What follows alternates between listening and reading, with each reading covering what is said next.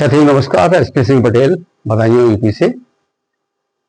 मानव धर्म ही प्राकृतिक धर्म कैसे है, इसको जानते हैं। मनुष्य सामाजिक प्राणी है, यानी सोशल प्रोडक्ट है। इस बात को सभी मानते भी होंगे। और जिस सामाजिक माहौल में हम पैदा होते हैं, वही की हम भाषाएं भी सीख जाते हैं, वही के कार्यों को भी हम अपनाने लगते हैं।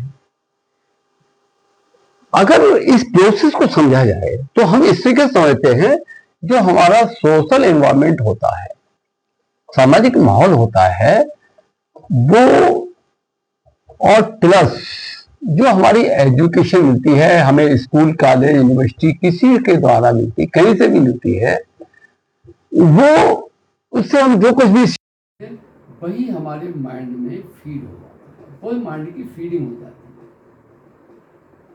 जैसे अगर मैं आपसे कहूँ कि आप तेलुगु भाषा बोलो, अगर तमिलनाडु की भाषा वो आपने ना तो सीखी है और ना वो माहौल आपको मिला है तमिल का, तो आप नहीं बोल सकते। मैं आपसे कहता हूँ फ्रांस की भाषा बोलिए, नहीं बोल सकते। अगर आपने नहीं सीखी है और वो माहौल आपको नहीं मिला तो नहीं बोल सकते। इसका मतलब 100% ये निकलता है कि जो कुछ हम सामाजिक माहौल से सीखते हैं या हम एक्स्ट्रा स्कूल, कॉलेज, यूनिवर्सिटी से सीखते हैं, वही हमारे माइंड में फीड होता है। और जो भी हमारे माइंड में फीड होता है, जो भी एक्स वाई है, जो भी आ जाता है, वो हमारा एटीट्यूड बन जाता है, यानी कि नज़रिया बन जाता है, वो हमारा दृष्टिकोण बन जाती है, सोच बन जाती है हमारी। अगर कोई कहता है कि उसका एटीट्यूड नेगेटिव है, नेचुरल है, उसकी गलती नहीं है, उसके सामाजिक माहौल से और जहाँ से उसने सीखा है, वो उसके माइंड में फीड हुआ है, वो उसका दर्पण है, मिरर है, और कुछ नहीं है इसके अलावा। तो जो आदमी का जिस लेवल का एटीट्यूड होता है, उसी लेवल का हर आदमी का अपना सेल्फ कॉन्फिडेंस डेवलप होता है, उसी लेवल का सेल्फ कॉन्फिडेंस डेवलप होता है। अगर सेल्फ कॉन्फिडेंस हाई है, इसका मतलब साफ निकलता है कि उसके एटीट्यूड में पॉजिटिव थॉट्स ज़्यादा है। अगर नेगेटिव है, यानी लो कॉन्फिडेंस है, सेल्फ कॉन्फिडेंस, तो इसका मतलब साफ है कि हमारे माइंड के अंदर जो फीडिंग है वो लो क्वालिटी की ज़्यादा है। चलिए, और जो जैसा भी हमारा सेल्फ कॉन्फिडेंस होता है, वैसे ही हम अपने जीवन के सपने देखते हैं। वो सपने, मैं बात कर रहा हूँ रात के सोने वाले नहीं, जो होशो हवास में हम देखते हैं, जो हम अपनी प्लानिंग करते हैं, सोचते हैं मेरे साथ ऐसा भी हो जाए, मेरे साथ ऐसा भी हो जाए। इसके बाद जैसे ड्रीम्स होते हैं, वैसे ही आदमी विजन करता है। विजन मीन्स दूरदृष्टा, दूरदृष्टा। इसको हम दूसरे शब्दों में समझते हैं इमेजिनेशन। जैसे हमने 6 महीने या 2 साल आगे का या 10 साल आगे की क्या हमने फ्यूचर का क्या हमने इसके सेट किया है अपने आप को, हम अपने आप को किस रूप में देख रहे हैं, वो चीज़ उसको कहते हैं विजन। और जो विजन करता है वही हम जैसे साइंटिस्ट लोग हैं, वो विजन के बेस पर ही वो इन्वेंशन कर पाए हैं। तो जैसा हमारा विजन होता है, वैसा ही हम एक्शन करते हैं। एक्शन मीन्स वैसे ही हम कार्य करते हैं, उसी स्टैंडर्ड के कार्य करते हैं। और जिस स्टैंडर्ड के हम कार्य करते हैं, उसी स्टैंडर्ड के हमको रिजल्ट मिलते हैं। नेचुरल है, रिजल्ट भी हमको मिलेंगे तो वही मिलेंगे, इसके अलग हट करके रिजल्ट हमको नहीं मिल सकते। अब मान लो किसी के माइंड में जिस लेवल के भी, जिस स्टैंडर्ड के थॉट्स हैं, हमारे जिस स्टैंडर्ड के थॉट्स हैं, रिजल्ट भी तो हमको इसी स्टैंडर्ड के मिलेंगे। बिल्कुल इसी स्टैंडर्ड के थॉट्स हमको रिजल्ट हमको मिलते हैं। क्यों? क्योंकि वही एटीट्यूड बनेगा, सेल्फ कॉन्फिडेंस बनेगा, बाई ड्रीम, और उसी लेवल के हम विजन कर पाएंगे, उसी लेवल के विजन कर पाएंगे, तो उसी लेवल के हम एक्शन भी करते हैं, यानी कार्य करते हैं। और जिस लेवल के कार्य करेंगे, कर्म से ही तो फल मिलता है, वही हमको रिजल्ट मिलेगा। अब बात यहाँ आती है कि अगर हम रिजल्ट कुछ अलग पाना चाहें और माइंड में फीडिंग कुछ अलग है, तो क्या पॉसिबल है? नेवर, कभी रिजल्ट उस लेवल के नहीं मिलेंगे जो हम एक्सपेक्ट करते हैं, उम्मीद करते हैं। इसका मतलब साफ निकलता है, जो आज हमें मिल रहा है वो भाग्य की बदौलत नहीं है, वो हमारे पूर्वजन्मों के कर्मों की बदौलत नहीं है, टाइम की बदौलत नहीं है, वो हमारे माइंड की फीडिंग, यानी कि जिस स्टैंडर्ड के थॉट्स हम रखते हैं उसकी रिजल्ट है। परंतु एक चीज़ और आपने देखी होगी, शायद आपको ऐसा कोई आदमी ढूंढ करके मिले जो ये माने मेरी सोच लोअर स्टैंडर्ड की है, यार मेरी सोच खराब। कोई नहीं मिलेगा। हर आदमी, इंसान, यूनिवर्स ने, ब्रह्मांड ने ऐसा हमको बनाया है, हमारे माइंड की सेटिंग इस रूप में की है कि हम जिस स्टैंडर्ड की भी ज़िंदगी जीने लगते हैं, जिन कार्यों के साथ ज़िंदगी जीने लगते हैं, हम उसी में हैबिचुअल हो जाते हैं। हमें उसमें महसूस ही नहीं होता कि हम गलती पर हैं या हमारी सोच लोअर स्टैंडर्ड की है। बिल्कुल, अगर ऐसा होता है तो होता क्या है, इसी सोच के बारे में बहुत सारे कुछ लोग जो चतुर प्रवृत्ति के लोग थे, वो जानते थे कि मनुष्य के माइंड में जैसी फीड कर दी जाती है वो उसको उसी रूप में लेने लगते हैं, उसी रूप में वो एक्टिविटीज करने लगते हैं, वो फ्यूचर को उसी रूप में अपने सपनों को बनाने लगते हैं और वही विजन करने लगते हैं। इसके अलावा वो नहीं कर पाते हैं। तो उन्होंने क्या किया, धर्म का निर्माण किया, धर्म का निर्माण किया। और धर्म, कोई भी धर्म इस यूनिवर्सल पावर ने नहीं बनाया, कोई ब्रह्मांड की शक्ति ने कोई धर्म नहीं बनाया। अगर धर्म बनाया होता तो मनुष्य की बनावट अपने धर्मों के हिसाब से करता, जबकि आपको मालूम है दुनिया का हर इंसान, उसके अंदर के अंग और बाहर के अंग एक ही जैसे हैं, एक ही क्वालिटी है, एक ही जैसी परफॉर्मेंस है, सभी आउटपुट एक जैसी हैं। तो आखिर ये बात तो सिद्ध होती है कि यूनिवर्सल पावर ने सबको एक ही तरीके से बनाया है, धर्मों के अनुसार किसी को भी नहीं बनाया। फिर ये धर्म कहाँ से आ गए? ये धर्म मैंने एक चीज कही थी आपसे, वो चतुर प्रवृत्ति के लोग जो स्वयं प्लस अपने परिवार और अपने आने वाली पीढ़ियों के लिए लाभ दिलाना चाहते थे, जो इस नेचर के थे कि हमारा नाम रोशन होता रहे, हम काम करें ना करें, हमारी पीढ़ियां काम करें ना करें, परंतु उनको फिर भी मिलता रहे। और उन्होंने धर्म का निर्माण किया और कई सारे ग्रंथ लिख डाले। मुझे बताइए, क्या कोई ग्रंथ उस ब्रह्मांडीय शक्ति, वो यूनिवर्सल पावर क्या लिखना जानती है? वो नहीं जानती। ना वो लिखना जानती है, ना पढ़ना जानती है, ना बोलना जानती है, ना समझना जानती है।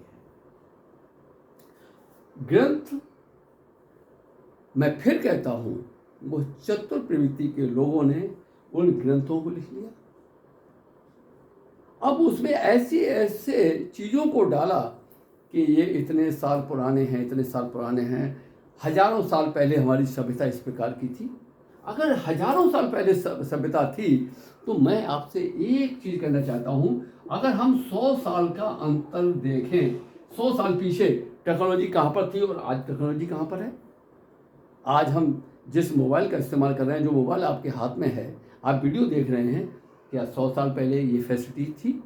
कंप्यूटर थे, एयरप्लेन थे, ट्रेन थी, बहुत सारी टेक्नोलॉजी ऐसी हैं जो आज 100 सालों के अंदर हुई। इसका मतलब उनके पिछले 100 सालों के अंदर कुछ और टेक्नोलॉजी आई होंगी, उसके पिछले साल के अंदर आई होंगी। मनुष्य कभी आदि मानव था, धीरे धीरे करके इम्प्रूव करते करते आज इस कंडीशन में हम आज आ चुके हैं। आगे आने वाले समय में पता नहीं कौन कौन सी टेक्नोलॉजी आएंगी, हम नहीं इमेजिन कर सकते। इसका मतलब क्या हुआ कि मनुष्य का जो विकास हुआ है आदि मानव से हुआ है। अगर हम किसी ग्रंथ में अगर ऐसी बातें लिखी हुई हैं कि हम हजारों साल पहले यहाँ पर थे, मैं समझता हूँ निरर्थक बातें हैं, वो सिर्फ गुमराह करने वाली बातें हैं, उनमें कोई बेस उन बातों पर नहीं है, हमें विश्वास करना भी नहीं चाहिए। तो बात यहाँ आती है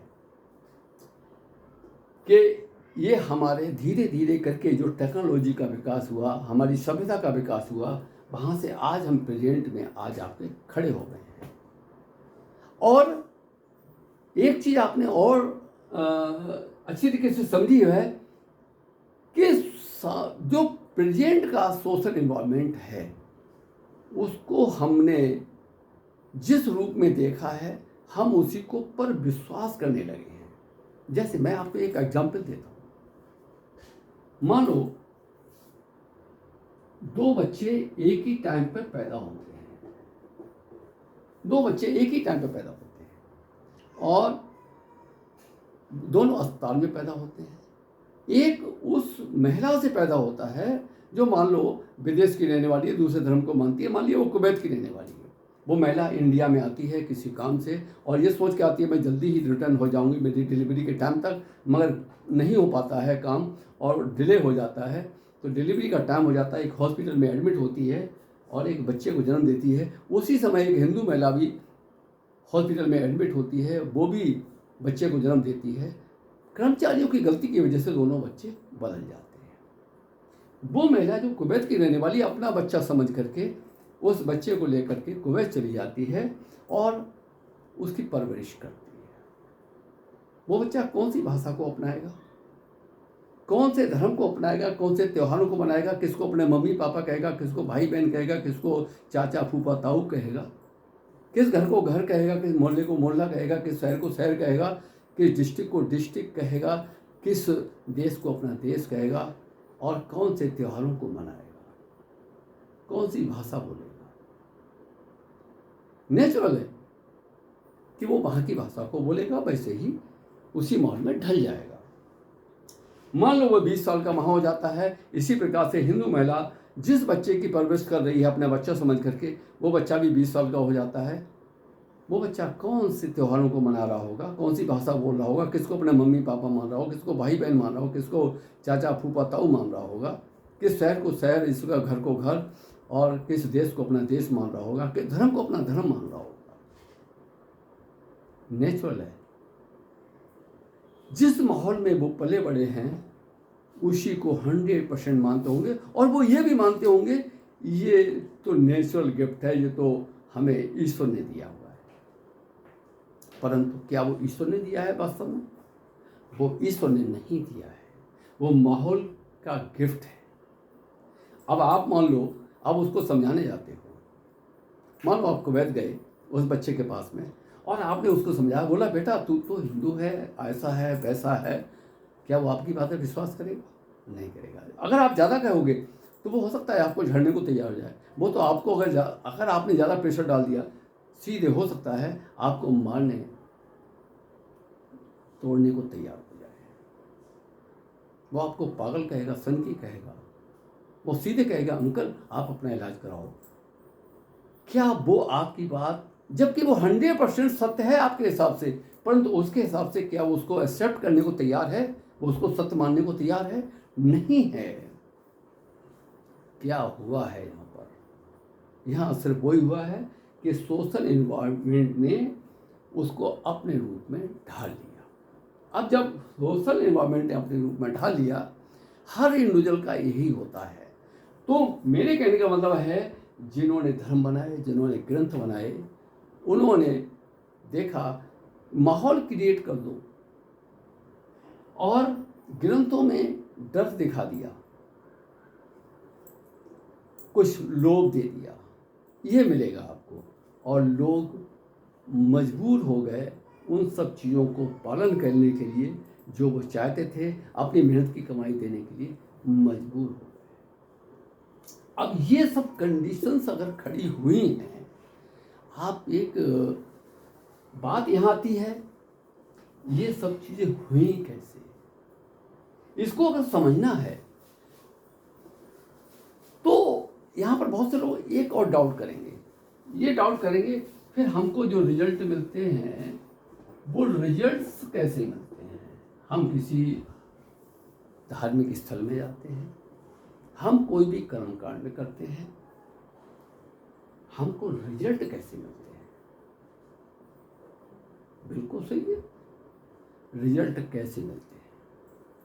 रिजल्ट को अगर हम समझना ही चाहते हैं तो हमें समझना पड़ेगा कि हमारा माइंड कैसे काम करता है, और माइंड के साथ साथ हमें ये भी समझना पड़ेगा जो यूनिवर्सल पावर है, यूनिवर्सल पावर जो है हमारी, यूनिवर्सल पावर के साथ हमारा क्या लिंक है, यानी ब्रह्मांड की शक्ति का सिद्धांत क्या है, और माइंड के अंदर क्या चीज़ ऐसी फीड हो जाती है जो माइंड के अंदर एक बार अगर फीड हो गई तो वो उसी हिसाब से यूनिवर्सल पावर उसको रिजल्ट देने लगती है। यहाँ पर सिर्फ वाइब्रेशन का खेल है, सिर्फ वाइब्रेशन का खेल है, और वाइब्रेशन का खेल है। इसको अगर विस्तार से आपको समझना है कि ये रिजल्ट हमको कैसे मिलते हैं, फिर भी तो आपको क्या समझना पड़ेगा? माइंड की हर एक्टिविटी को समझना पड़ेगा, फीडिंग प्रोसेस को समझना पड़ेगा, इसकी नेचर को समझना पड़ेगा, इसकी हर एक्टिविटीज को समझना पड़ेगा, और कोई भी चीज़, कोई भी विचार अगर माइंड में अगर फीड हो जाता है तो वो कैसे रिजल्ट देने लगता है, इसको भी समझना पड़ेगा। और उसको समझ लिया और हमने ब्रह्मांड की उस सिद्धांत को समझ लिया कि कैसे हमको रिजल्ट मिलते हैं, तो आपको सब कुछ पता चल जाएगा। फिर भी बहुत से लोगों को डाउट होगा।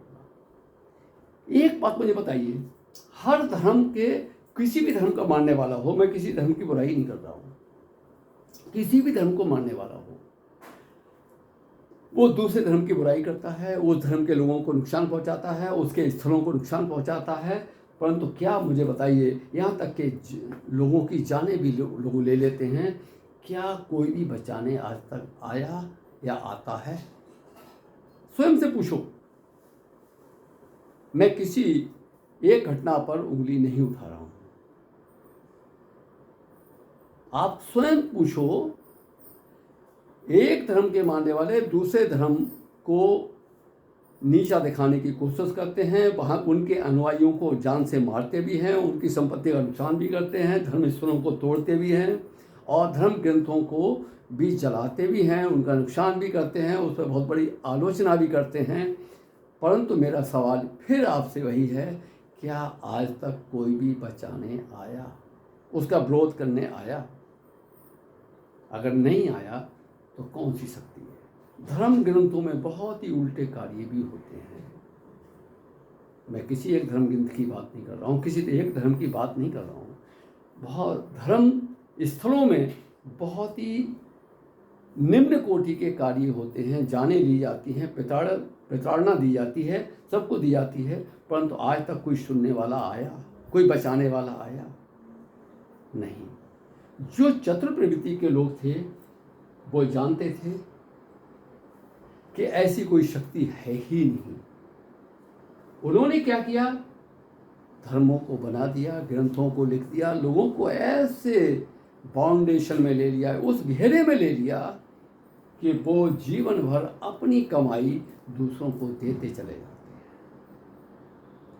और रिजल्ट आपके सामने है। इससे निकलना होगा, और इससे एक ही तरीके से निकल सकते हैं, और कोई तरीका नहीं है निकलने का।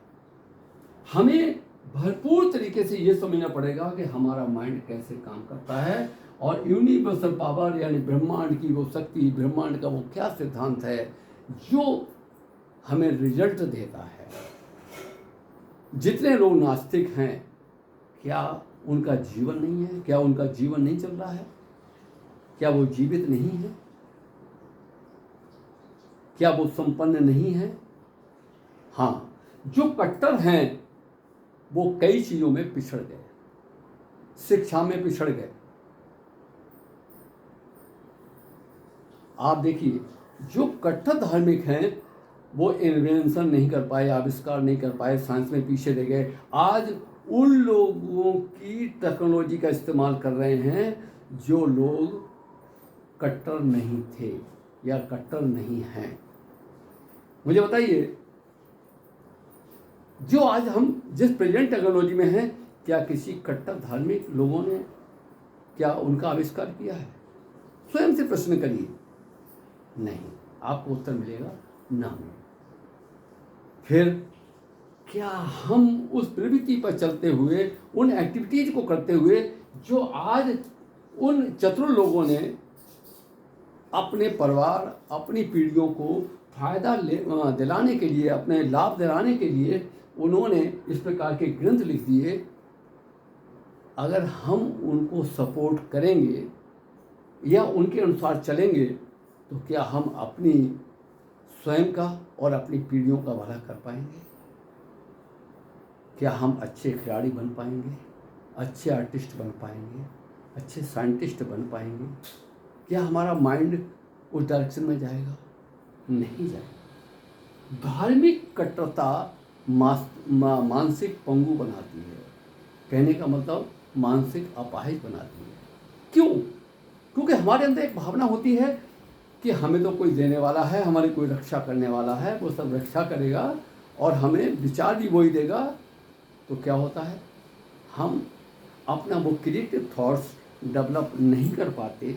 रिजल्ट ये निकलता है कि हम लोअर लेवल की ज़िंदगी जीने को मजबूर हो जाते हैं। मेरा आपसे कहना इतना ही है, उस सच्चाई को समझिए कि धर्म क्या है, प्रकृति क्या है और मानव धर्म ही प्राकृतिक धर्म कैसे है, रिजल्ट कैसे मिलते हैं। उसके लिए हमें पूरे माइंड की पावर को समझना पड़ेगा। मैं एक बार फिर इसको चीज़ को बता रहा हूँ, माइंड के नेचर को समझना पड़ेगा, फीडिंग प्रोसेस को समझना पड़ेगा, इसके वर्किंग प्रोसेस को समझना पड़ेगा, इसकी क्वालिटी को समझना पड़ेगा, इसकी आउटपुट देने के तरीके को समझना पड़ेगा और ब्रह्मांड की उस शक्ति को समझना पड़ेगा जिससे कि वो रिजल्ट देती है, हर किसी को देती है, हर जीव को देती है, हर धर्म के मानने वाले को देती है। अगर आपने ये समझ लिया, ये गुत्थी आपकी सुलझ जाएगी। और जब गुत्थी अगर आपकी ये सुलझ जाएगी धार्मिक कट्टरता की, तो आप अपना विकास करोगे, आपकी पीढ़ियों का विकास होगा। हमारे बच्चे बहुमुखी, चौमुखी विकास करेंगे, बहुत हर दिशा में हम लोग संपन्न होंगे। हमारे अंदर मानसिक अपाहिजता निकल जाए। अगर आप वास्तव में चाहते हैं कि हम मानसिक अपाहिज ना बने, हमारे पीढ़ियाँ ना बने, हम बिल्कुल निकल जाएं, तो मैं आपसे फिर एक बार कहना चाहता हूँ कि आपको समझना पड़ेगा माइंड के नेचर को और ब्रह्मांडीय शक्ति के सिद्धांत को। अगर आप ये समझ गए, जीवन आप किसी भी दिशा में ले जा सकते हैं। धन्यवाद। आज के लिए इतना ही।